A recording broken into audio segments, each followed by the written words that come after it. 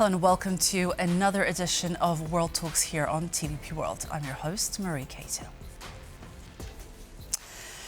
In the current circumstances, Poland will not join Donald Trump's Board of Peace. That's according to the latest statement by Polish Prime Minister Donald Tusk. Poland's presence in the Board of Peace initiative and the distribution of EU funds for defense as part of the SAFE program were the main topics of Poland's National Security Council that took place on Wednesday and was attended by the Prime Minister's cabinet and the President. Now joining us is University of Warsaw political scientist Renata Mieńkowska-Norkiene. Good morning and thank you so much for being with us. Good morning. Thank you for having me.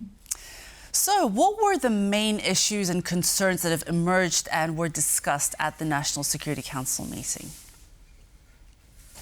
Well, there were three main topics. Those were pretty well known to the Poles as well. And one of them, of course, was, as you properly mentioned, instrument SAFE. The other one was the Polish potential, as it seems not really, possible membership in the Board of Peace of Donald Trump. And the third topic, which you haven't mentioned, but which was the most controversial, I would say, was the person of Włodzimierz Czarzasty, who's now a Polish Parliament Speaker.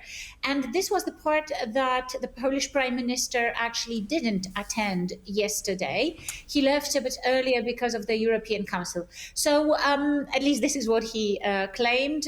But it seems that he also just didn't want to talk about personal aspects, which, in my opinion as well, in particular taking into consideration Article 135 of the Polish Constitution, which gives the president possibility of organizing this council, shouldn't be the topic. So yes, these two topics that you've mentioned, actually, they were indeed quite important. And it seems that they were also pretty I would say, controversial in a sense that the whole meeting lasted really long, unusually long. 6 hours.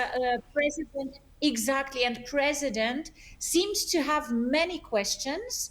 But at the same time, this council was opened by the president of Poland, who sort of presented a statement, and then any possible talks and any possible answers to what President said, they were behind closed doors, which means that the public wasn't allowed to even hear any reaction to what President said. It seems that it was simply due to the fact that the first council that the President had organized was pretty unsuccessful for the president, and Prime Minister basically took the control over it, the narrative control over it. So it seems that now the president, after having learned his lesson, didn't even allow for any discussion which would be made public.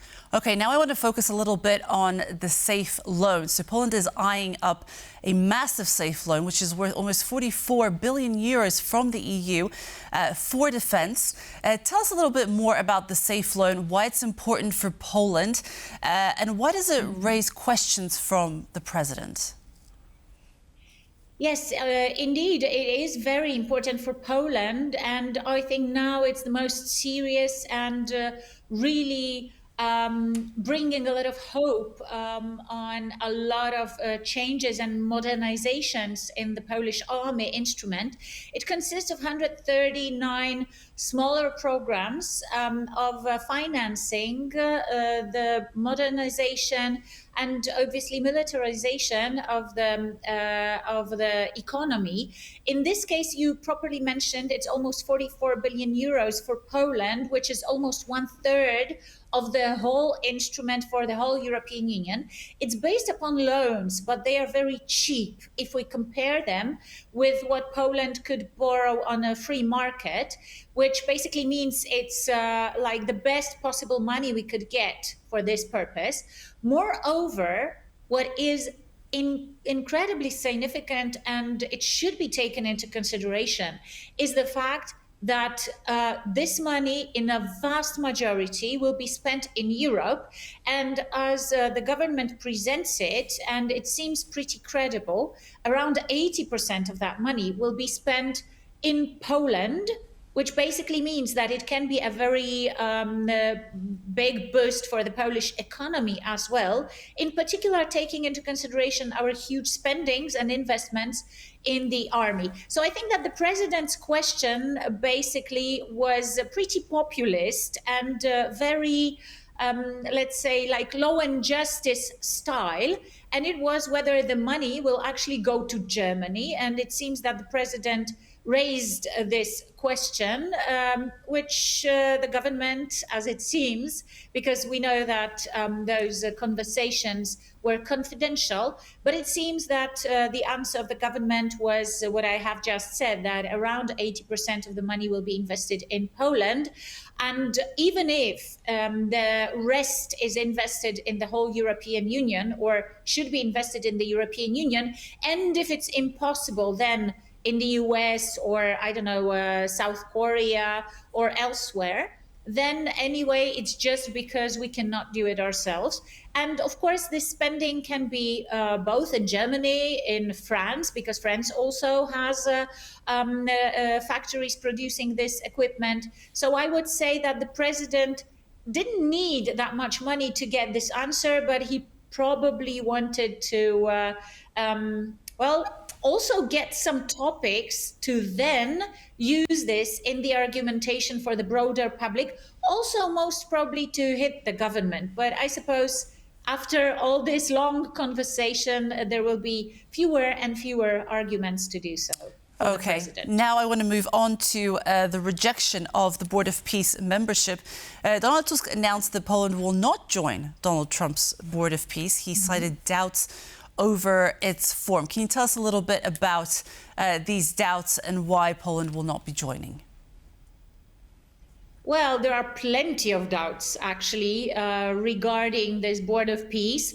I could take a look at analysis of the Polish former ambassadors gathered in a council who raised plenty of questions regarding legality and actually functioning of this Board of Peace. And this is obviously something that we could say is both legal as well as political, because legally it's a private initiative of the President of the United States, which tries to build a parallel system to the United Nations organization, which I don't see any reason for. But as an analyst, and it seems that the Polish government neither. However, of course, we may say we have a very good relations with the United States, and it's our biggest and most significant ally. Therefore, we need to diplomatically, of course, analyze such initiatives and also speak about them in a way which will not insult the President of the United States, in particular, taking into consideration his sensitivity towards these kinds of arguments and rhetorics. But nevertheless, it does not bring anything to Poland as regards, what it plans to do. I mean, the Board of Peace. It would be sitting at the same table with Vladimir Putin and Alexander Lukashenko.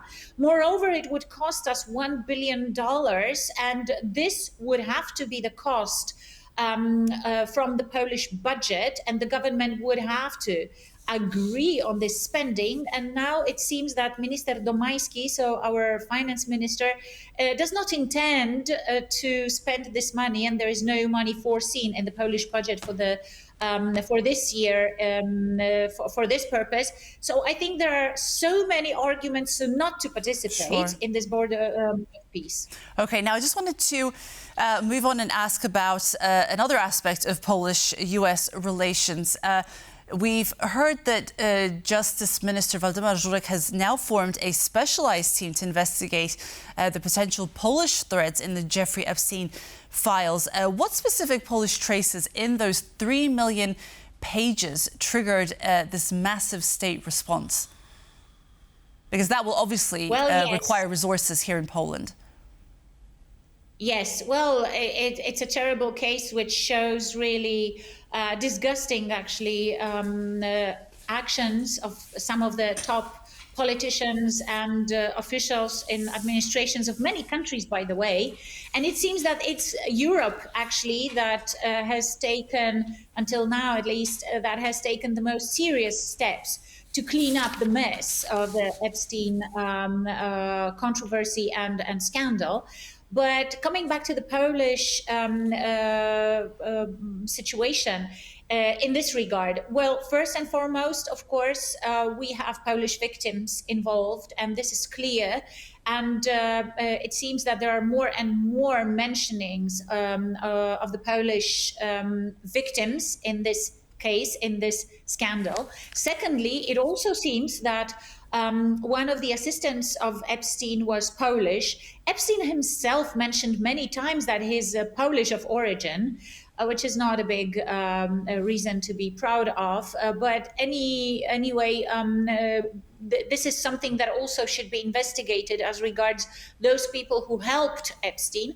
There are also some traces regarding Polish, well, celebrities, let's say, that might have been involved in contacts with Epstein. But most of all, I would say, what is the biggest concern for the Polish authorities are potential Russian traces as regards, and possibly also Israeli, but that's, let's say, a bit further away from Poland. You know, Russia is closer and it's a way bigger threat to Poland. The big question is whether Epstein and people in his surroundings and people who are among those offenders, if they were in some way related to Russia and to Russia's intelligence, and whether Russia had any impact on their political and economic activities. And this can be the biggest problem, because the United States is our largest ally, and any steps that the United States have taken until now in areas where Epstein. I'm sorry, I'm going to have to interrupt you there because we're running out of time. We'll definitely be following. It could be really serious. Of course. For Poland. Of course. We'll definitely be following up on this issue, obviously, because of its depth and gravity. Okay, Professor Renata Mieńkowska-Norkiene, thank you so much for being with us today. Thank you very much for hosting me. And that's a wrap for World Talks. Thanks so much for being with us. World News is coming up next. Goodbye.